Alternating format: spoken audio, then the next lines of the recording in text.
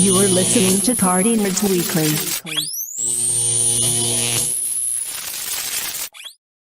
What's going on, everybody? This is another edition of the Party Nerds Podcast. Again, it's your next voice. Hey, lead producer, my Dre. Another Monday. Another Monday, man. Another Monday blues. Yep. So pretty much both of us are here, and it's only the two of us today because we wanted to get a little bit of introspective on a certain topic that keeps on popping up, and it's more so revolved around Marvel. And people just love to talk about Marvel, and trash talk or talk. But if we're talking about nowadays, it's more so in the form of trash talking because of a past feeling. It's like your girlfriend used to be hot, but then she got fat. Like it's something like that. I don't know. But like the popular girl at school that you like, but then 30 years later, she comes running to you. Yeah, 5 kids. It's a weird feeling. Yes. But the title of this, if people do watch it, it's Feige and the content machine, because it's an ongoing struggle that I don't think a lot of people are looking into, as to the fact that after Infinity Saga, we get into the multiversal saga, and it's almost like, okay, Marvel has to then repeat 10 years of historic franchise box office numbers and then go back to a whole new step one, which more so just caused, and I'm not going to say it caused anything, but I'm pretty sure the makings of Marvel Studios right now, and people have had their opinions and their discussions. They've been saying it's in shambles and all this other bullshit, but more so, we have to look at it from a business perspective. Both of us have pretty intricate jobs to where we understand what business is. So we have to look at it from that lens to be like, okay, Marvel does have a boss, and the boss is Disney. Also, in that fact, you have to look into the fact that there's been 33 films, and within those 33 films, they've done $30 billion. So that can change perspectives throughout the board, especially with a company like Disney. So when we're looking at it, you're almost like, okay, if I go through the portion of time to where I'm making that much money, it's almost like if I give them anything, it's going to make money. So what can we do to like basically just throw more shit at it? Because if we remember 2008 when Iron Man came out, we might have got maybe like one MCU movie a year. A year. Because Paul was like Captain America, right? Yeah, so it was like Iron Man, Cap, the first Thor movie, the Incredible Hulk movie, with the Guardians movies and everything. That was like our first cosmic adventures and everything like that.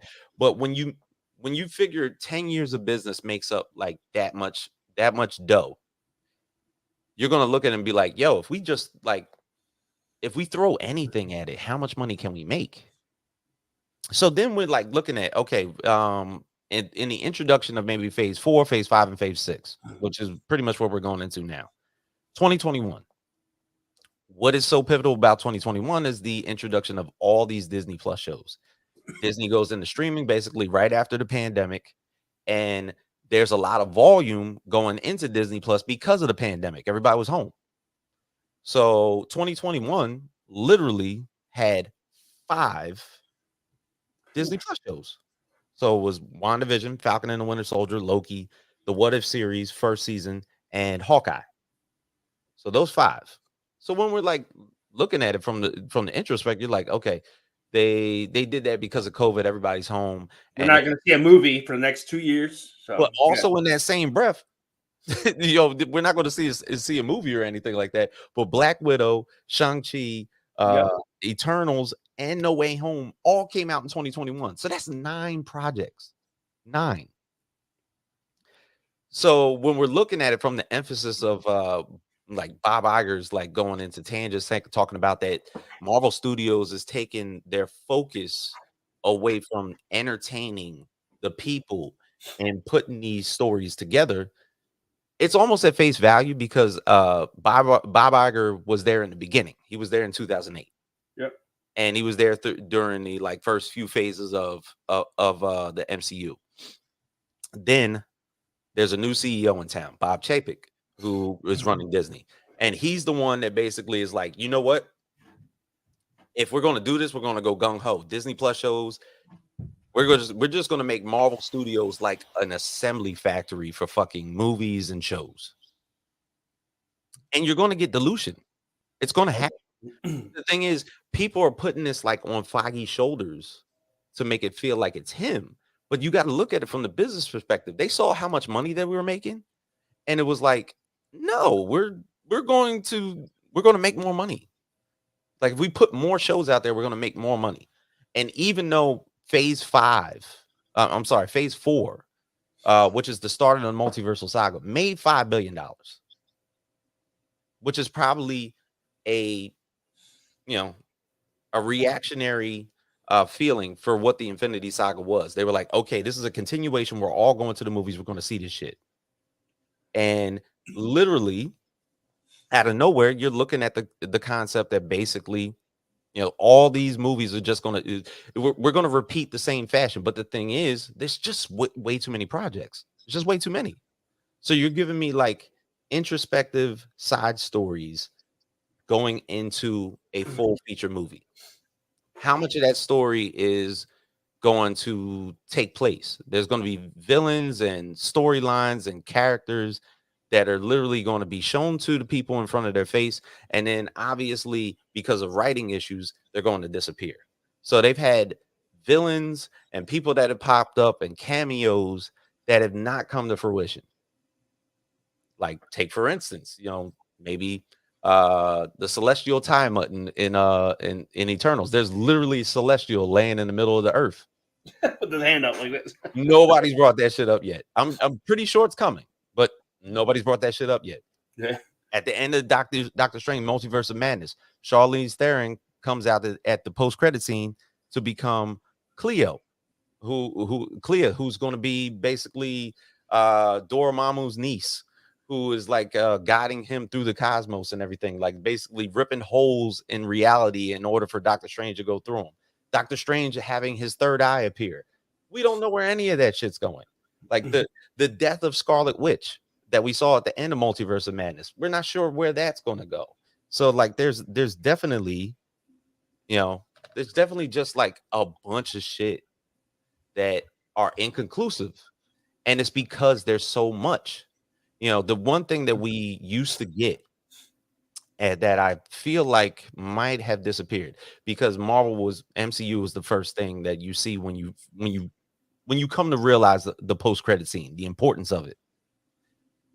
Iron Man and the post-credit scene, Nick Fury, Avengers Initiative, and then going to the rest of the movies. The post-credit scenes used to be the cliffhanger that would lead you into the next movie. Yep. So when you have storylines that have these post-credit scenes that don't lead to anything, you're going to have the assumption that now it's open-ended. I don't know where that's going to get me. And then even so, like you're looking at like certain things, because the post-credit scenes all led to the villain. They were all surfaced around the villain. They were either going to focus on the team that was being built, or they were going to focus on the villain. The Thor movie, or maybe the post-credit scene for Guardians of the Galaxy 1, the introduction of Thanos just turning right to the camera, or even the I'm going to do it myself type of post-credit scene. Like those type of things resonated with people, like, oh shit, it's coming. To where we're looking at the multiversal saga right now with the introduction of Kang, and of course there's legal issues and everything like that with Jonathan Majors and everything that are more so taking the toll on how that story is going to be built. Obviously, Kang Dynasty is still at play, because we pretty much saw that there's a brand new writer, so Kang is still at play. But we're looking at it from the perspective that, okay, is all this volume a good thing, or is it killing us? I mean, dude, when I saw all those projects being announced in 2021, yeah, I started with WandaVision, but then everything came out Moon Knight, I texted you, and you remember this, like, hey, what do I need to watch that will, lead me, make sure I'm following the movies right, and what is fluff, what is Right. this? It's like, well, what? Because you're wondering from your perspective, is like, what's connecting? Yes, I want a connecting story. I don't want to see side quests and that was it and doesn't get brought up. It's like a video game and shit. Like Yeah. you got side quests and shit. Yeah.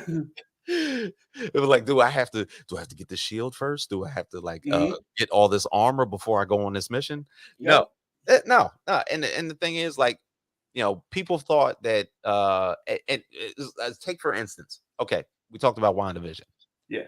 WandaVision is supposedly a connecting factor to not only Doctor Strange Multiverse of Madness, Yeah. but now also the Marvels because of Monica Rambeau.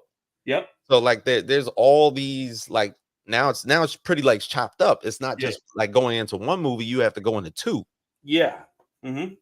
But even outside of that, so it's just a lot. And that's what pissed me off, because I watched Moon Knight. I was like, and I was watching halfway. I say, hey, is this going to transition to anything? Right. And I was like, oh, I feel like I wasted time. And I was burnt out. I was marveled out.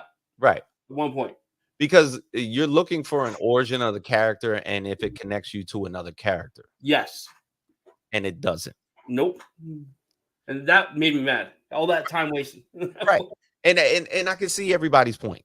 Yeah. Like how it's an assumption that, like, you're looking for it, like if you're the outline, if your big bad is Kang.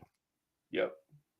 And pretty much all of this multiversal time travelish type of timeline things, the TVA, Kang, and all that shit.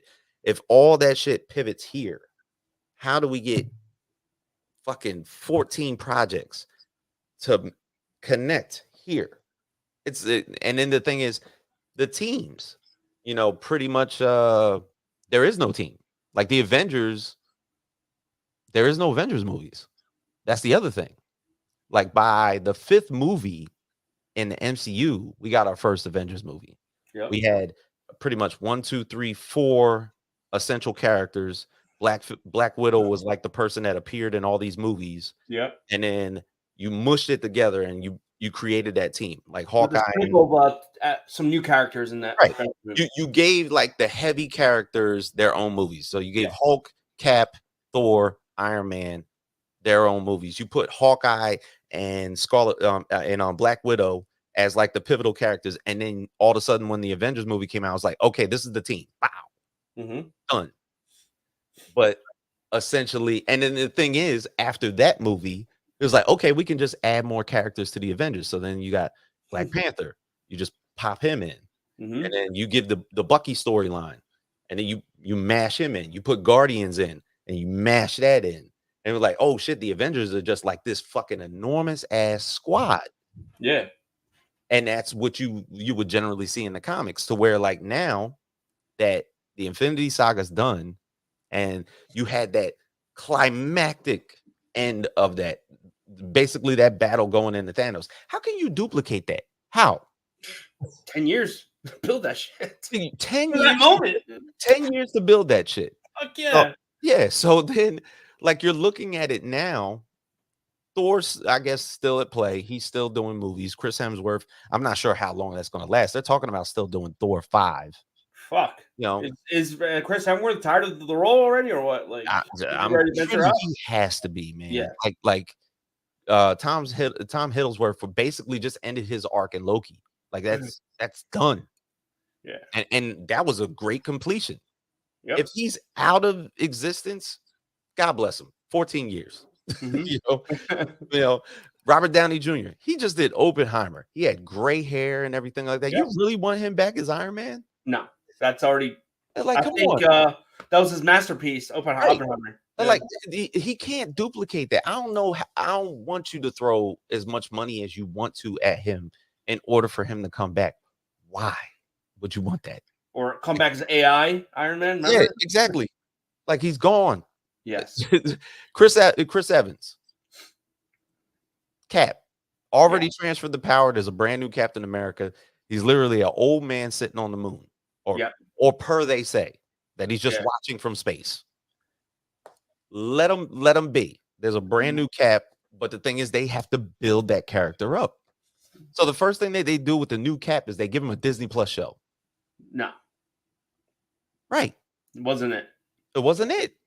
So it's like if that's a transfer of power for that pivotal of a character, He's gonna be a C-level character. right? Easy. But the thing is, like, Cap comic books are not like A plus. No. You know what I'm saying? But the thing is, if you have that pivotal character that you made in the movies, make him a movie first. Build all this shit around The him. impact, the suspense, the Right. marketing behind it. Oh, but you get a Disney Plus show that Like, you get at Monday morning, all 10 shows, and then you start right through. like the first what, like, I guess stressful storyline about Anthony Mackie's Falcon character transferring his Cap is that he can't get a loan from a bank because he's a black man in Louisiana. I was like, what the fuck? And he refused to take the serum. Yes, and he's not going to take the serum. So he's not going to have super soldier serum. His ass can't get a loan in his own hometown. Which is nuts. Like, he saved the earth. You do realize he saved the earth. And he can't get a loan.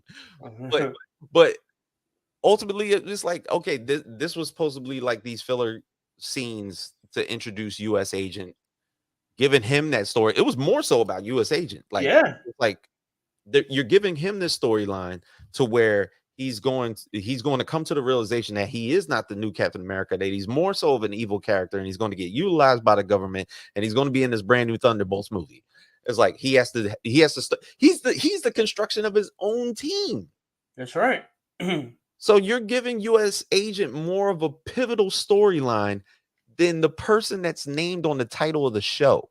You think that's what they're going for? It just kind of like trickled. I mean, it might be good in the faction of where we're going with like US Agent and the construction of the Thunderbolts, but it's not doing anything for Captain America. Yeah. You know, especially after the end of the Infinity Saga. If he's going to pass the shield onto him, and then the next step is him going back to his old hometown and trying to find himself. Please. He gets a shield stolen, taken away from him by the government immediately. Like it's like the next scene is his shield getting ripped away from him and given to somebody else. It's like, do the movie. Yeah. So the one and even storylines that we're looking at, like the Hulk. The Hulk is now in 100% ownership of Marvel now. Yes. So they have the option of doing Hulk solo movies again. But with his son too, because now his son's introduced. Yeah, now his son's at play. So that's another character that got introduced that we don't know where that's going. But we're looking at it from the context that it's the Young Avengers. So we've seen all these young characters like fill in a lot of these movies, and you're like, oh, that person was in the Young Avengers. Oh, that person's a Young Avenger. Oh, yeah, him too. He's actually a Young Avenger. So like Patriot, Speed Wiccan. I mean, I wouldn't even say Scar. It was actually Hulkling, and they haven't introduced him. So they're maybe like substituting Hulkling for Scar. Yeah, it's possible, but they don't have that wow factor. They didn't, because they were overshadowed by the main character, WandaVision, and all that.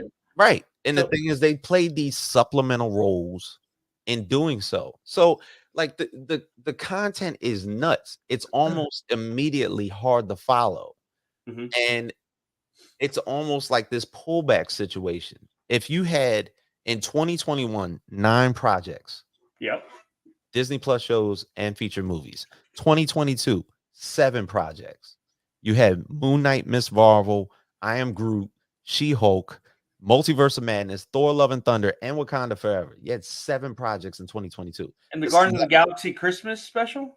And the Guardians of the Galaxy Christmas special. That's 8. Mm-hmm. Sorry about canon, right? Which essentially ended up being canon if you watch Guardians of the Galaxy 3. Yes. Yeah. But even in that context, I mean, there was 6 projects this year. 6. If you're counting the What If season 2 premiere that's going to happen later on this month. Yep. So you're looking at it and you're like, man, this is still a lot. And it's hard to follow. To where when we had 1 to 2 projects a year, even when we had 3, we were good. We had first quarter, middle of the summer, something at the end near Christmas. I can follow that. Sure. Okay. Yeah. So ultimately, like you're looking at it, and we got the question up here. It's like, did the Marvel Disney shows, were they a game changer or a giant killer? And I give the third opinion, which is like I feel like it's death by a thousand cuts. Every time you release one of those Disney Plus shows, Oh man. it's a necessary it's necessarily just like a storyline that probably didn't need to exist, but yet as far as the Marvel movies are concerned, they feel like it had to be. And that's not necessarily what the function was in the beginning. The function was to try to fit it into a 2 to 2.5 hour movie, possibly, Yeah. maybe even like close to 2 hours to a 2.5 hour movie. And then give us a post credit scene and then move on. That's it. And then you'll have us all talking. But being how it's a $30 billion business, people have made it their business to talk about that business. And then literally, you've had a lot of pundits, people on the internet who have made their living off talking off of Marvel, just talking strictly Marvel. Yep. And because it's not resonating to the same toll and the same factor that it used to be, they are upset that it's fucking with their money. That's true. It's That's very true. Yeah. And this is where you start to have people going gung ho on the demise of the shit because they never really loved it. They loved the money, Yes. loved the money that they were making during phase 1, 2, 3. And once the Infinity Saga came to an end, all those Easter egg YouTubes out there, like we're talking pundits about this stuff too, but we don't make no money doing this shit. Yeah. you know. Yeah. But But the that's thing is, don't you think that Marvel just started listening to the fans per the Spider-Man movie and across the Spider-Verse? I believe so. The one thing I will say about the Spider-Man movies is the necessary evil that happened with Sony and Disney that I feel like is a good thing because the Spider-Man franchise does not like solely belong to Disney. It's a Sony Disney production. It's a merger. Still, right? Still, Yeah, Sony ain't never gonna give that shit up. they're never Never. giving- They'll be idiots to do that. exactly. I mean, no, they put out all those horrible villain stories or Yeah. anything like and everything like that, but they still make money off of Spider-Man. Fuck it. And that is Marvel's most popular character. Yeah. And they don't and you'll never see a Spider-Man Disney Plus series. You Nope. will never see one. Never. So they're not gonna fuck with that whatsoever. You'll never see like a Venom 8 episode series on Disney Plus. It's not gonna happen, So and the thing is they've actually made money doing Venom, Yeah. which is fine. Hmm. But in that context, it's like Spider-Man is just literally going to sit in Sony's lap, and it was like, yo, we could just sit here for collect. 2 years. Hmm. We could put out a movie every 2 years of just Spider-Man shit, and like Disney can't control it because we own the character. But Like, Disney does it better. Disney does do it better because Spider-Man's inclusion in the first Civil War movie literally made everybody like jump out their seats. Oh my God, they've added Spider-Man to the Avengers team. Yeah. And that's what set that shit off. Across the Spider-Verse, was that a Disney / Sony? Nope, that is strictly Sony. Damn. So Into the Damn. Spider-Verse, Across the Spider-Verse are Sony Animation Productions. Kudos. That was Nothing to do with Disney. I thought Disney whatsoever. had a little bit say. Kevin Feige had a say. Okay. Nothing. Damn. Okay, Sony. That's the thing. The Miles Morales character belongs solely to Sony. Damn. So if Disney right now is like they have the Peter Parker version of Spider-Man as their joint venture. They would probably have to sold out some dough to Sony if they ever want to do a Miles Morales project. And then Disney giving them money for the profits. That's what I'm saying. That's what They I'm got saying. him. Yo, it probably one of the biggest fuck yous you've ever seen was the Sony Spider-Man Disney news that came out when they basically were doing their split. Yeah. I mean, the balls. I gotta say, we're never giving them up. Yeah. Ever. We'll But they do these did we'll do these bullshit Madam Web Craven movies. So we're blue in the face, but we're never giving away Spider-Man. And the thing is, like, they have no plans on doing Sinister Sixes or anything like that. Like I mean, they're doing these villain origin stories or anything like that, and that's all well and good. But they put those main villains in Spider-Man movies. Yeah. But Sony owns all the villains. Yeah, every single one. The entire Spider-Man universe. Anybody who is a part of his rogue gallery is a Sony project. And that's how it was sold, right? Sony didn't say, "Hey, let me just buy Spider-Man." Oh, you know what? A la carte special. Let me get Mr. Sinister and all them. Or it all came in that universe. It's literally that universe is Sony's. Gotcha. Which And they bought initially, right? But the thing is, if you want Spider-Man's inclusion in anything MCU wise, we need to check. That's good business. Yeah, of course. That's good business. You got them out of nuts. And like I said, you won't see the only thing you'll see on Disney is like the Amazing Spider-Man and Friends, the kids show and shit like My that. kid watches. Right. But essentially, like, everybody's putting all this weight on Feige. And I don't think it's his problem. It's basically with any business.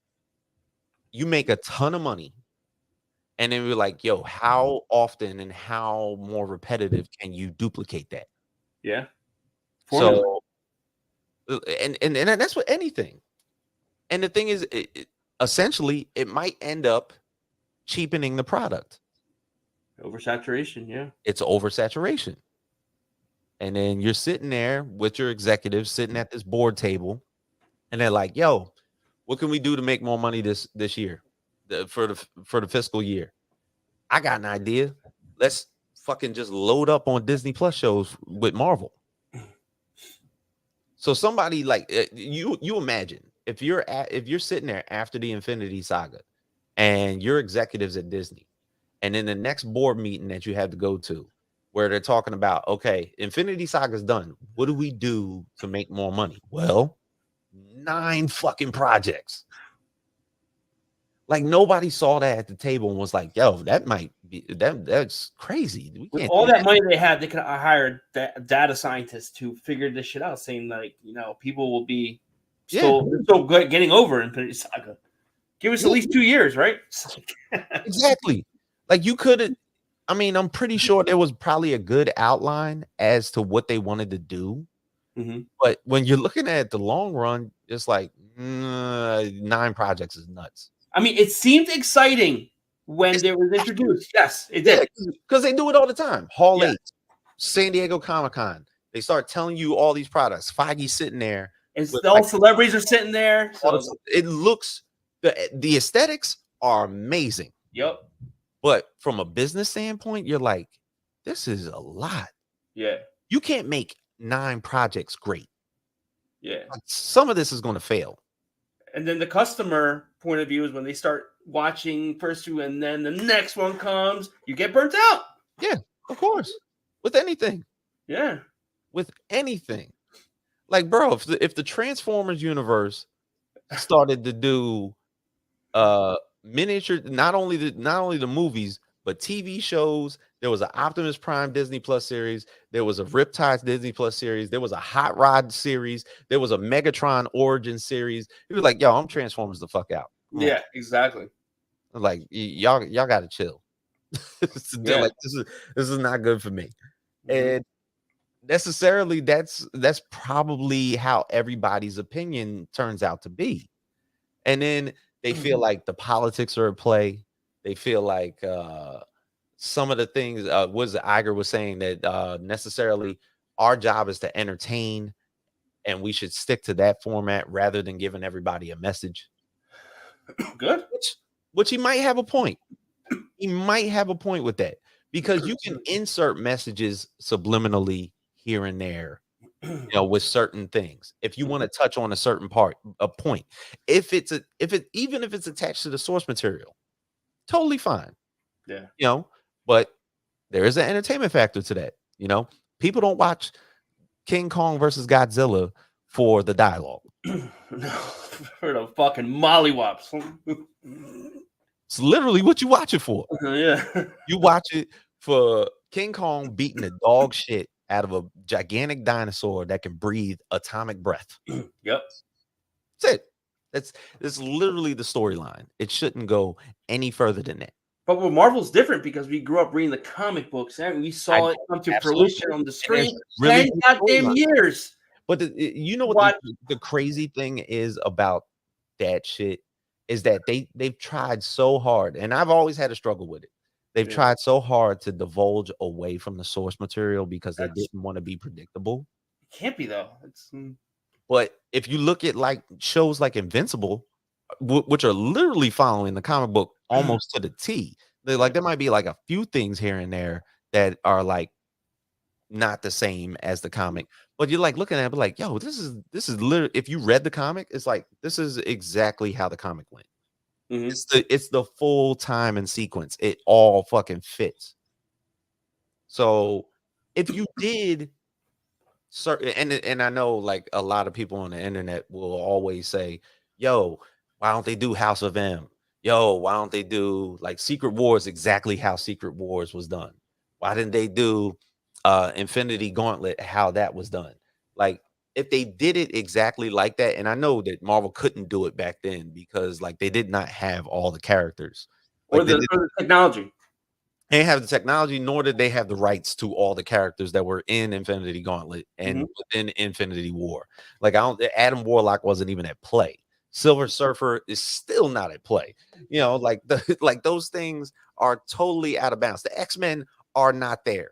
And Galactus is still a cloud in the sky. Remember? Oh man, a fucking flaming tornado. So that's all that was. It was just a hurricane in the sky. Yeah. But these certain things were pivotal in you looking at the comic book and be like, okay, I can look at this frame and be like, yo, this is exactly what's about to happen here. But is that such a bad thing? No, not a bad thing to be predictable. But the thing is, do you think that comic book readers are dwindling by the years? Comic book readers? Yeah, people who read the source materials and everything. And I don't think that the readers are going away because like Marvel still has an understandable following when it comes to certain titles. Spider-Man is still a top-selling comic. But they're still treated like a novelty. It is a novelty. It's absolutely a novelty. I mean, shit, I'm sitting here with a bunch of comic books behind me. Yeah. I still read daily, but the thing is like it's not to say that the MCU was not going to be a catalyst for brand new comic book readers. I mean, there's a lot of people that we used to argue about that was like, yo, you're only getting your information from the movies. And that's not a good thing. That's not a good thing. That's going to hinder you in the long run. Yes. If you don't understand the characters and why they tweak, they'd be like, oh, why are they putting all these politics in comics? I was like, yo, bro, read an X-Men comic or read a Captain America comic. There's a lot of politics in those comics. Oh, big time. Hulk, like the beginnings of Hulk are strictly political. Demon in the bottle. Like fucking, Iron Man. Yeah. Iron Man, government contracts, all that stuff. They talk about military propaganda and all that other type of stuff. Like, there's so much detailed, and the reason is because comic books are so retconned all the time. There's always a different writer for every single comic book that comes out, so you'll get a different perspective every single time. So there's all types of stories. There's tons of Spider-Man stories. Yeah, like, some might be cheesy as fuck, where like Spider-Man's fighting somebody called the Spoiler. And he's literally like, I'll get you, like weird type shit, like those battles. But then you have some that are kind of like an introspective, even the X-Men comics, like that came out. All of those are, and the thing is, which is very, people don't come to realize is that X-Men comics are really fucking serious. Oh yeah, like since the beginning, they've been very serious because you're looking at mutants as like I guess uh a They said, very prejudiced type yeah. of group that literally walk the earth and people like scorn at. They're like, ugh, fucking mutants, god damn. Like Mhm. they look at them as disgusting. Like and the thing is that's going to come into play. Like Feige, I feel bad for that brother because he did such a good job on the Infinity Saga, and then he's Yeah. got to go into this multiversal saga, and he's got to build around all this shit. Like, how do you clean this up, What if that'd be funny if they clean the slate and they start from fresh? bro? How would you react if that shit? Oh my god! Right? Could you imagine, like, if Yeah. there was like a whole solid reboot? Yep. Because now, and the thing is, don't think that that's not at play because now they put in the fact that there's multiple realities. So there's somebody that literally is of that character in another dimension. So the Iron Man in this dimension may have died, but the other one over there might be thriving, Yeah, but which might be your Tom Cruise, my man. yeah, right. But how would you introduce that to a person who's like I don't know, young and started getting into the MCU? Well, Would he have to start watching everything from but the thing is, if it's an honest reset, no, you could Yeah. just start it. with the multi? And then people would have to, yeah, literally with the multiverse. Yeah. And be like, well, now that we've done Earth 616, we're gonna go to Earth 99999. Yeah. And we're gonna just basically divulge our attention to that universe. And guess what? Everybody's alive. The Hulk's still alive over there. You know, like Captain America's not old, he's young. Iron Man is not dead. T'Challa is still at play. He's not dead. So all these characters that are gone, they're back. They're gonna have to, yeah. Damn. Which would be like an honest reboot.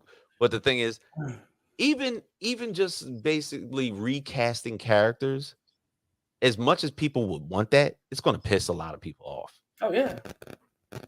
You know, it's not going to be like a quintessential reboot like anybody wants. But this is the machine that they built. Like it's a lot. Yeah. So I can imagine how people struggle with this shit and how much of a problem that it is for Marvel right now. Because you're looking at basically them scaling back on the projects that they put out a year. If we're looking at 2024, Yeah. there's only one feature film. We talked about it with Deadpool 3. Okay. And there's going to be 2 Disney Plus projects. Do you know which ones? Echo is going to come out in Yeah. January, which is probably going to be their first TVMA type show, which is going to have Kingpin and Daredevil in it, and might possibly lead to a feature Daredevil Born Again series. Not series, feature film. Because Okay. it's going to be a series and now it's going to be a film, which was a good call. And they got the Punisher show writers to basically take it over. And then outside of that, Agatha Harkness. What? Yeah. A Halloween special?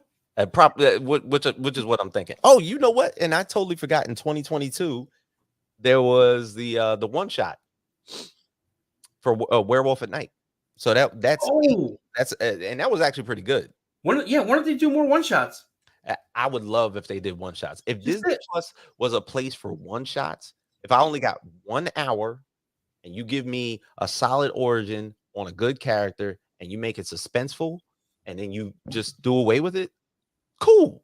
I'm totally for that. I was thinking after they did Werewolf by Night that they could just do a Nova one because they never gave us the Battle of Xandar and then pretty much be done with it. How did Thanos get the Power Stone? He had to go to Xandar, basically destroy the Nova Corps and get the Power Stone. But essentially that storyline was going to lead to like the introduction of Richard Rider and so forth. But if they were to do like an hour long special about that, that'd be great. Yeah. Don't give us 10, 12 episodes of a certain thing that I have to follow. And there might be filler episodes and storylines just getting bland. Yeah. Only episode 1, 4, and 8 are actually the good ones and all this other shit. So, but You know, if you give me a one shot, like Werewolf by Night is dope to me. Yeah, To me, that was good. it was good. It made me want to read the comics. Right. So Werewolf by Night man thing, you know, the introduction of like there's a subsector of monsters within the MCU that never seem to pop out, which I thought that was fucking interesting. The beginning where the guy was dying. No, he was already dead. Was he dying or dead already? Dead. He was dead, but using he was dead, but they like made him talk to everybody in the thing. It was like he had a good run too. Yep. Yeah, and he's in a lot of. I think. Oh man, I know exactly what you're talking about, but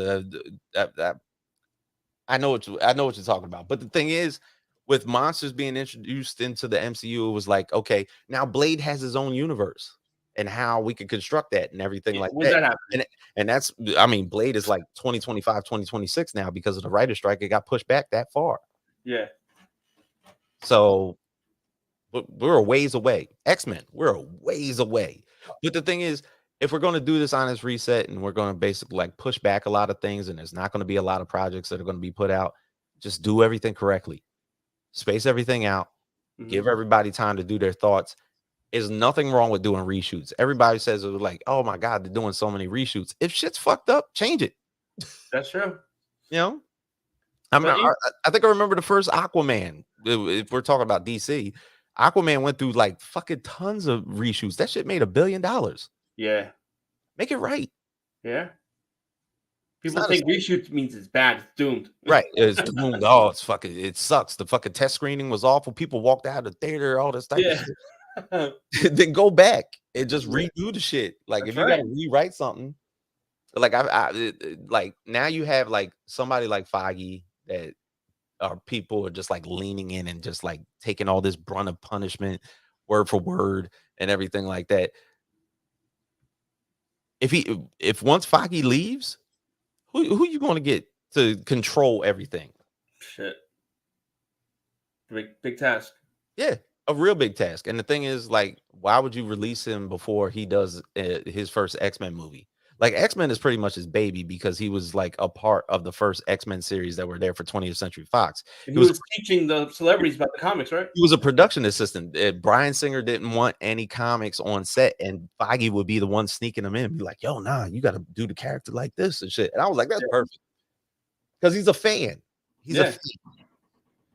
And the thing is, I think because of the toxicity that has happened amongst the fandom within comics and comic book movies, it's just been awful. Like they just like they drill into it. They want to see shit go away. And when shit goes away, what do? Can you compare the toxicity within the Marvel fandom to the Star Wars one? No, the Star Wars is fucking top notch. Them motherfuckers are insane. They're lost cause. Huh? Oh my God. Star Wars fandom out trumps anything possible because they're such geeks in the shit. Like the intricacies. Like they'll be like, oh, no. Luke Skywalker's left-handed. There's no way he should be swinging that shit like that. Be like, and getting full-on arguments about that bullshit. It's like, yo, that shit is nuts. Yeah. We don't mind. Like, we'll say that the outfit is trash, but then all of a sudden, if the movie's good, we're like, all right, fuck it, I'll deal with that outfit. Not Star Wars. No. Not at all. Well, thank God Marvel fans got their the Wolverine in the suit now. So they got Wolverine in the suit. I mean, how much of the suit? Look, we're not going to get basically specific characters. Like I said, you know, Wolverine is still Hugh Jackman. Hugh Jackman's still 6'3". Well, he's Wolverine's what, 5'3", right? 5'2". Wolverine is a midget. You know, he's like 300 pounds of adamantium skeleton, but he's 5'3". Yeah, who the hell are you gonna get cast at? Danny DeVito. Danny DeVito with CGI. With CGI, that's it. Just gonna have Danny DeVito running around with them balls all over his body. Doing this the entire time and fucking trying to fight and shit. That shit'll be hilarious. Kidding me? But inevitably, I mean, we have to. I think people and fans of this shit have to take a long, hard look at the fact that, okay, if they're gonna peel everything back, we have to be patient now because we were getting so much fucking Marvel that it was almost maniacal and to follow everything. And the people that were just making money off of all these projects going out and everything like that, have to definitely take a seat back and just be like, yo, just let them do their thing. Just let them do their thing. Like the reason that Marvel was sold to Disney in the first place was the fact that we could get comic book movies. And then without comic book movies, I mean, shit, in our lifetime, we weren't even supposed to see this shit. Nope. We And were lucky with Spawn. We were lucky with yeah. We were lucky with like the first Blade. Motherfuckers didn't even know who Blade was when it came out. Like, oh, that's a Marvel comic? Yeah. Yeah. But essentially, you know, $30 billion ain't bad for a franchise. Billion with a B. So I think that's crazy. Yeah. So you're gonna have bumps in the road and everything like that, but this is still a viable business. Like they still make tons of money. All right. They're making too much money. They're printing that money. Yeah. I mean, this week, I mean, even outside of that, and we'll just get into pretty much the happenings that pretty much touch base this week. So right now, as far as the superhero genre, there is a king, and it's not Disney at this moment. It's actually Amazon. What? So yes. So literally with Gen V, The Boys, which just released their trailer to go into season 4, and Invincible happening at the same time. Nobody talks bad about that show. Nobody talked bad about surprisingly how good a Boys spinoff would be, and literally how good The Boys has been to this point. The cliffhanger at the end of season 3 of Homelander literally killing somebody in plain sight amongst the public, leading into season 4, is probably going to be the craziest shit possible because they're actually depicting OP characters for how scary they could actually be. Yeah, that's true. You know? And then Invincible, following that show to a T, and for what that was, that mid-season finale, even though we're not going to get another episode until January, that's fucking dope. Yeah, you know, and dragons are coming back next year, so we're going to get House of Dragons, some more Game of Thrones shit. How do you think that's going to be?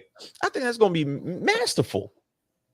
I still follow the show, even though season 8 was a horrible thing.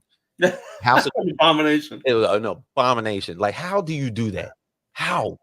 7 seasons of greatness. You go into the 8th season and it's trash, and it just throws away everything you built.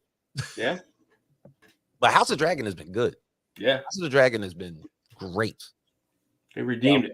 Yo, absolutely. But I feel like now that the writer's strike is done, everybody is having the opportunity to start putting out their trailers, like things that they wanted to release within that time frame, but had to push back a little bit. So they're giving you the ante on what's pretty much happening. So that's always been like a big thing amongst amongst what we're doing. What is it? So as far as video game adaptations, Fallout, the series, is now going to get adapted for Amazon Prime. I hope that it's not. No. Wow. So that's good. That's going to be, that trailer just popped. I hope it's not like Halo for Paramount Plus. I was like, that ended up being like, oh shit. Like, oh no. Suicide Squad for DC Animation is doing an anime. No way. And it's literally in Japanese dub. Damn. So I kind of like see where this is going. Just like Terminator. Terminator's coming out as an anime too. Terminator's coming out as an anime, and Suicide Squad being done as an anime almost takes on the key that people are looking at anime with a hyper focus now. Yep. Mangas are building up a lot bigger. They're understanding that the storylines are very deep. There's a lot of messaging involved. Thank you, One Piece. Is true. True. One of the biggest selling mangas of all time. So like when you're looking at because Marvel's done this. Marvel's done animes before. They did a Blade anime, they did a Wolverine one, and they did a full-on X-Men one. Yeah. So this is something that's not necessarily new. Suicide Squad doing one in Japanese dub only confirms that this is like, if we're going to do animated sectors in a lot of our properties, we can do it in this format, and we might get like a following. Batman Ninja came out Dude, I love Batman Ninja. Batman Ninja was cool. Yeah. Cool shit. But do you think Merry Jingle Christmas Batman is going to be Trump Batman Ninja. Wait, right. hold on. I gotta.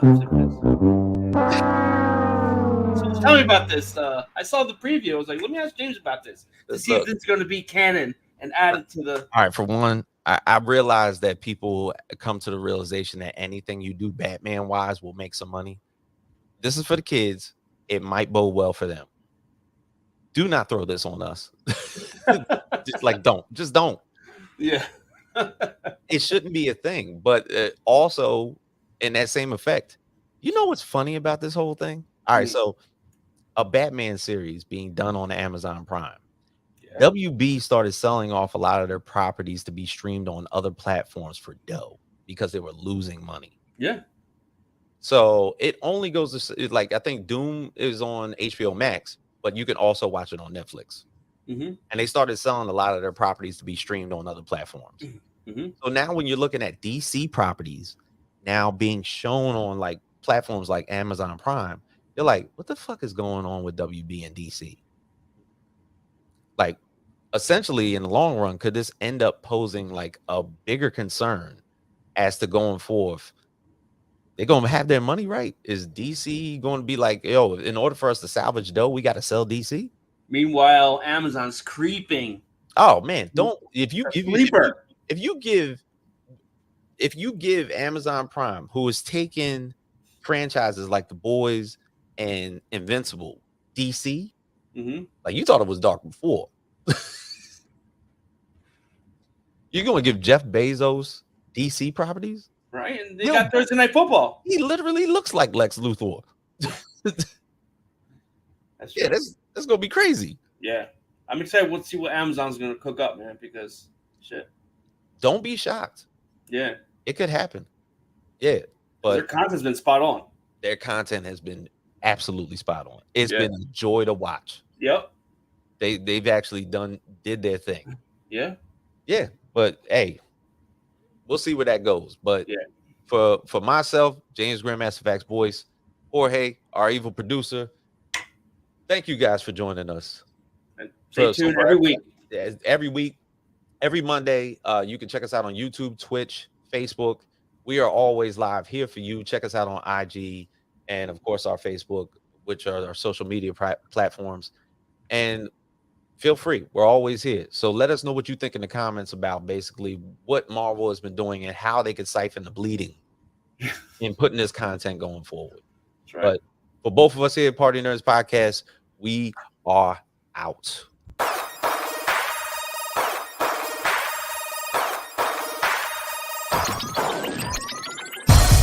Party nerds,